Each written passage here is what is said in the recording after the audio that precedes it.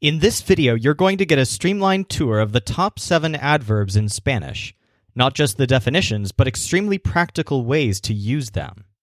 If you stick through the video, you'll be primed to use all the most common adverbs in Spanish with confidence, and not like a student, but like a native speaker. We'll even cover the most important uses of ya, so that you can start using it really frequently as native speakers do. You'll also learn to use como properly, and not sound like a complete dork when you try to use it, as students often do. If you want to learn fluent Spanish, you're smart to start with the most common words. The true most common words are the ones that are used so frequently that they appear in basically every single Spanish conversation, so obviously you want to learn these before anything else. These are mostly pronouns, conjunctions, prepositions, and adverbs. Today we'll work on adverbs, and instead of beating around the bush, we'll start with the very most common adverbs and work our way down the list. In each case, I'll show you all the most common uses of the word. It would be silly just to give you a definition because these words don't translate perfectly between languages, and obviously you're wanting to speak using these words, not just memorize a definition. The most common adverb in Spanish is no, which generally means not. This is used extremely frequently, 5 times more often than any other adverb. In fact, it's used much more often than we use the word not in English. Because think about it. In English, we can negate a sentence in lots of ways, using words like can't and won't and didn't. Well, in each of those cases, in Spanish, we would use no. That makes it tricky, though, because usually when you have an English sentence that involves a negative, you have to restructure it to work it into Spanish. I'm about to show you how. Don't get too freaked out, though, because this won't take forever. Once you learn where to place no in a sentence, you know how to use a lot of other adverbs as well. The word no really sets a good example for other adverbs. Let's use this example.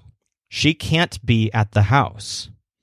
The word can't is a contraction that doesn't exist in Spanish, but if we untie the not, so to speak, the sentence goes, she cannot be at the house. By default, you might think that this would turn into she can no be at the house. But adverbs don't tend to work that way. Generally, the adverb no is going to go before the verb structure can be. In Spanish sentences, verbs like to stay in their own little clique and stay together with no interruption. So to leave them alone, we'll put the no before the can be. She no can be at the house. If you don't like the way I'm mixing up the Spanish and English, here's the sentence fully in Spanish. Ella no puede estar en la casa. This video is a lesson on adverbs, so don't get too distracted if you don't know some of the other words in the sentence. Just focus on the adverb no and how it's placed. However, as a side note, I'll mention that all the words in this video that are in Spanish are in the top 100 most used words in Spanish, so they're worth knowing. Watch my other videos if you want to focus on those as well. Okay, so here's another sentence example. I don't have that. Once again, if you untangle the not, it's I do not have that. Saying do not have seems to split up the verbs do and have, so we'll put the no at the beginning like we did before. Now it's I no do have that. Now, this is where it gets a bit weird because to Spanish speakers, the idea of do have is really wacky. They simply don't understand the idea of putting do before another verb.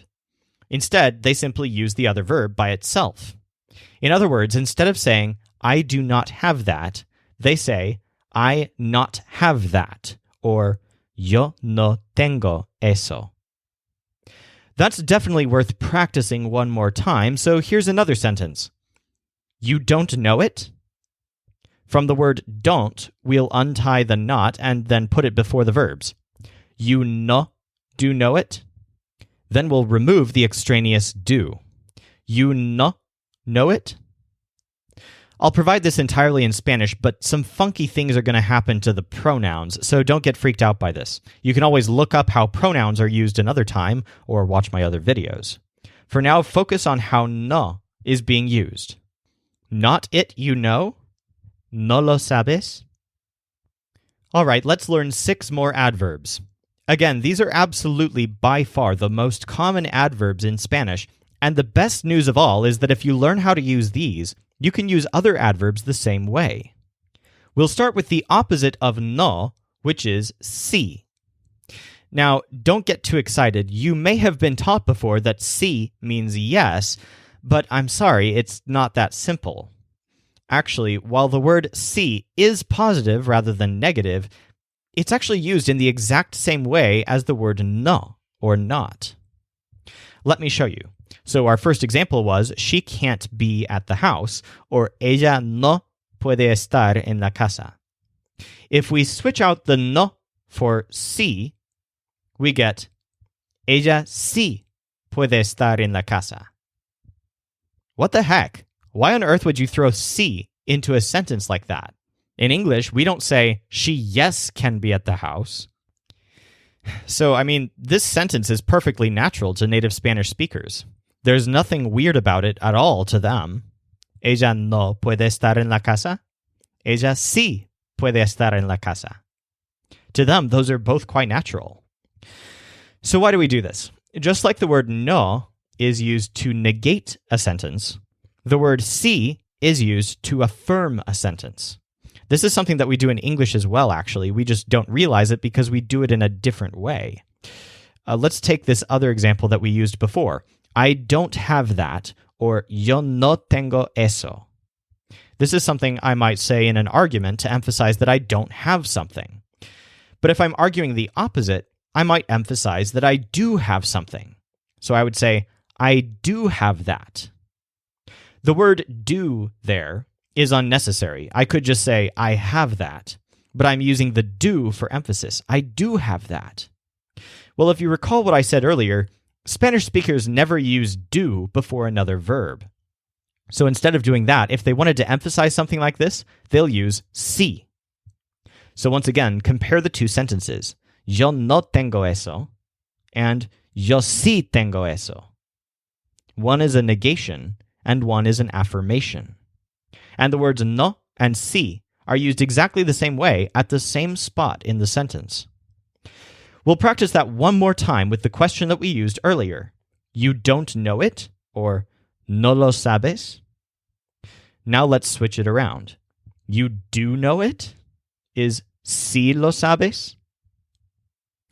Now, of course, the words no and sí can also be used by themselves to mean no and yes, just as those words are used in English. But this other use is more syntactically important for understanding the Spanish language. I recommend practicing it more because you really want to start thinking like a native speaker. All right, next up we have a pretty simple adverb, bien. Bien literally means well, as in excellently. Now, there's a general rule about most adverbs. They're functionally very often used to answer a how question. The word bien is exhibit A. So, for example, how did you do on the test? Could be answered with, I did well. That would be bien. It answers a how question. But as usual, the translation between languages isn't quite that simple. Bien is used a whole lot more often than we use the word well in English. It's associated with all kinds of positive emotions, so let's try to think about it that way. Here's an example. He is well, or he is bien. If you want to put that entirely in Spanish, it's él está bien. Uh-oh. Does it bother you, like it bothers me, that we can't use bien exactly the same way that we used our other adverbs, no and sí? Instead of being before the verb in the sentence, the word bien seems to be after the verb. We could try to use our previous sentence examples, like ella no puede estar en la casa, but ella bien puede estar en la casa, although it doesn't have any glaring grammatical errors per se, native speakers would never use bien that way. It's almost always used at the end of a phrase. That's okay, though, because a lot of adverbs are used that way. Some typically go at the beginning of a sentence, some usually go at the end, and most can actually move around freely. Adverbs are nice that way. But for now, let's just focus on the most common uses, and we'll earn some freedom after we're comfortable with these. All right, back to our example. He is well. él está bien. The idea is that he's doing well or excellently. In English, sometimes we say he's doing fine or he's doing good. But if you happen to have a friend like me who's a grammar Nazi, you'll hear the word well more often, because theoretically a how question should always be answered by an adverb. Bien fulfills this function beautifully, so it's used extremely often in Spanish. The other most common use for bien, other than how someone is doing, is how things are doing in general. You can describe a situation as being well. So where in English we would say it's fine, in Spanish you would say está bien. Actually, this is a case where even a grammar Nazi like me wouldn't use well. I don't go around telling people, it is well, at least not anymore. I just say, it's okay, or it's all right, or it's fine. All of those in Spanish would be summed up in está bien. Our next adverb is aquí, and it's probably the easiest word we're learning in this video. Aquí means here, and for once this word translates pretty directly between languages. Now, functionally, this word is used a whole lot like bien. For example, instead of saying he is well or él está bien, we can say he is here or él está aquí. Another nice thing is that aquí doesn't have a strong preference whether it's at the beginning or the end of a sentence. It's a super versatile adverb. In general, you can just tack it on to almost any sentence at the beginning or the end. Let's demonstrate this with the first sentence example we used. Ella no puede estar en la casa. We can change this to aquí ella no puede estar en la casa. Or ella no puede estar en la casa aquí. There's really not much more to say about this word because it's so easy to use. I'll provide some more examples of it at the end of the video. Our next word is muy, which is almost as easy to use as aquí. It means very, pretty much the same way that very is used in English. This word comes with a caveat. It's always used before an adjective or another adverb. Oh, and speaking of caveats, a pet peeve of mine is when English speakers pronounce this word like moi, which is not a word. It's muy. So if you moo like a cow, you'll pronounce it more like a native speaker. Muy.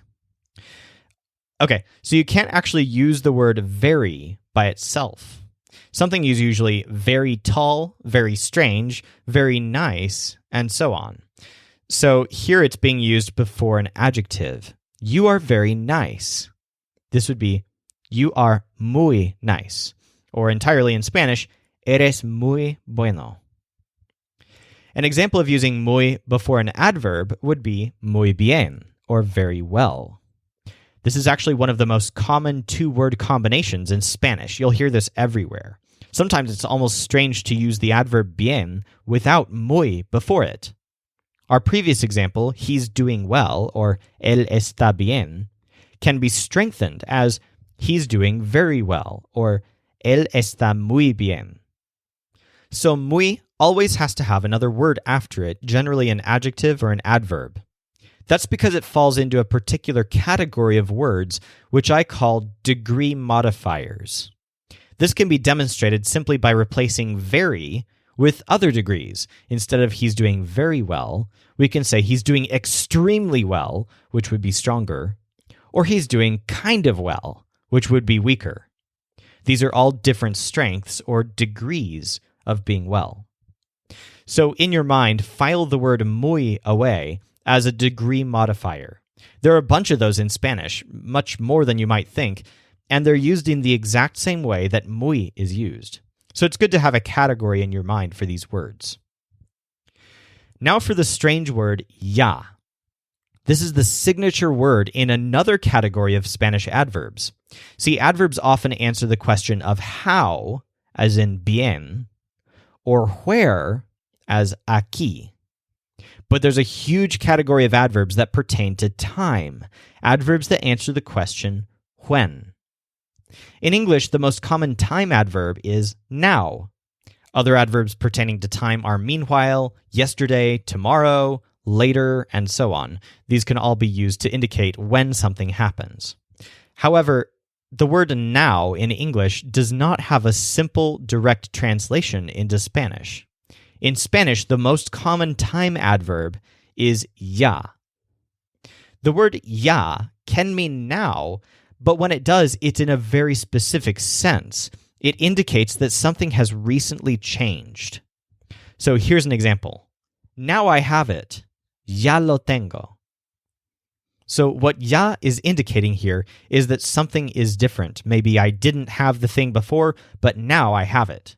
I didn't have it before, but ya, I do have it. All right, here's a similar example, but with an opposite meaning. Now I don't have it. Ya no lo tengo. This could be translated as now I don't have it, but in English we'd be more likely to say something like, I don't have it anymore. Once again, the indication is that something recently changed. Actually, in general, the most universally accurate translation of ya is anymore. That's a nice word that indicates that something has changed recently. But ya is used in many, many more ways than just the word anymore. Unfortunately, some Spanish teachers try simply to teach that ya means already. But although it can be used that way, it's seriously one of the least common uses of the word. Try to think of it as indicating a specific moment in time, the present, with the subtle meaning that something has probably changed recently. Let's practice this with a couple more examples, this time starting with the Spanish instead of the English. So the example is, ella ya no está en casa. She ya is not at home. So this is pretty simple. She's not at home anymore. Okay, now how about this one? Pero ya sabes. That means, but ya, you know. This could mean, but now you know, or but you already know. It's a little ambiguous, actually, so we would need more context to know which way to translate it. Either way, the person we're talking to knows something in the present moment. As you continue to learn Spanish, you'll find that there are several more uses of ya in idioms, or funny little phrases that mean non-literal things, such as desde ya. But for now, I recommend just working on ya to mean now or anymore, and the other stranger uses will come with time. Our last word is como, which is an evil, evil word that has torn apart families and destroyed kingdoms throughout history. My brother and I argued about this word for 45 minutes while on a walk with some friends, and we completely destroyed the nice evening that the girls wanted to have. That was so fun. In reality, we were arguing about the English word as, which is pretty much the equivalent of como in Spanish. Now, he insisted that as is a preposition or a conjunction, but I maintained that it's an adverb, which is, after all, what the dictionary calls it. It really doesn't fit into any category nicely. It's an entity unto itself. The problem here is that como can't be used by itself like no, ya, aquí, and bien. But it's also not used to modify adjectives and adverbs as muy is. Instead, it's generally used before either a noun or an entire sentence. Really, the only way I know of to understand the word como is simply as the word as in English when it's used as an adverb. So let's use some examples. I have it as you know. Yo lo tengo como tú sabes. As you can see, there are two full clauses or complete sentences here. I have it and you know. But they're sort of joined together by the word como. Normally, this is the role of a conjunction. Watch my video on conjunctions to understand that. But como is not considered a conjunction. Another example is, he has to do it as I have to do it. Él lo tiene que hacer como yo lo tengo que hacer. In this case, we're comparing the way that things are done, once again answering the word how, as adverbs tend to do. This sentence is pretty long, so let's see if we can shorten it to a shorter example. He has to do it as I. Él lo tiene que hacer como yo. Okay, guys, I heard that sound of clenching teeth. You really want to change that English sentence to, he has to do it like me. The fact is that the word como is often translated as like in English. But be careful about starting to think of como as like, because that can lead to some dangerous areas. Try just to think of it as, and remember that Spanish speakers really like the word as, or como. Here's another example. These two are as those. Estas dos son como esas. Once again, you'll want to think of the como as like, but don't get carried away with that. We can translate it as instead, even though it makes for some sort of quaint, awkward English. One more thing. If you aren't already exhausted by the complications of the word como, I have to point out one more thing. In English, we use the word as in multiple different ways. Look at this sentence. I did it as he did it. This can actually mean two different things. I did it like he did it, or I did it while he did it. So those are two different meanings of the ambiguous English phrase. The word como only refers to the former meaning. I did it the way that he did it, or I did it as he did it. See, there's a different word for while he did it. So when you use como to mean as, remember that it never means while. If you stuck through this video, you're braver than some. Stick with it for just a little longer, and we'll get some practice with all of these adverbs. Following are some sentence examples that use all of the adverbs that we learned in this video. But actually, all of the examples are based on just one sentence. We're practicing using the adverbs in different ways to modify just one basic sentence. Now, in each case, I'm going to provide the English first, and I want you to think ahead of time about how the adverb is going to fit into the sentence. So this is a great way to practice and to test yourself at the same time. Okay, the first sentence is, she's here, as you now know. Yeah, you can see there are a few adverbs there, right? So she is here, as you now know. She is aquí, como ya you know. These are pretty typical ways to use these adverbs. This is a nice, good example of all three of these adverbs being used. Okay, another example. This is kind of similar, but it's going to be a little different. She's not very well, as you already know. She's not very well, as you already know. So the answer is, she no is muy bien, como ya you know. All right, kind of based on that one, here's another one. She is very well, as you now know. Now note the emphasis on is. We're trying to emphasize that something is indeed true. So, she is very well, as you now know. She sí is muy bien, como ya you know.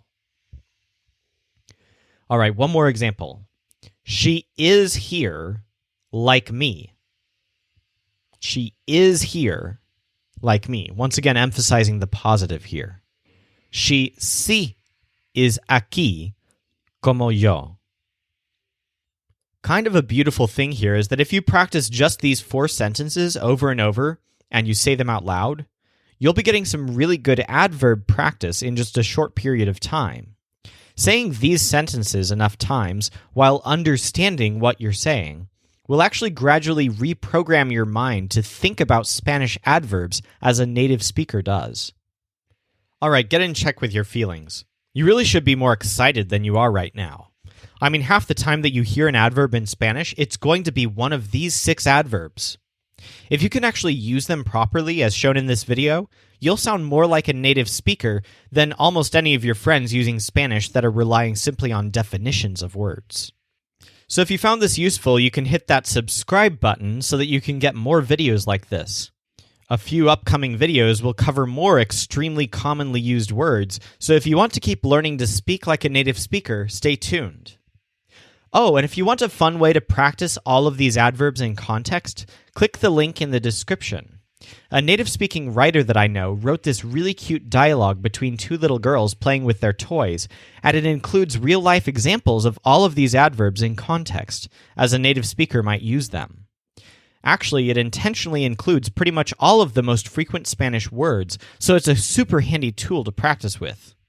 It includes a recording of 2 native speakers who professionally produced it so you can listen to the conversation live, and there's an English translation side by side with the Spanish. Stay tuned for more videos if you want to practice Spanish prepositions, which are extremely tricky, conjunctions, which are simple, and pronouns, which, well, you'll see soon.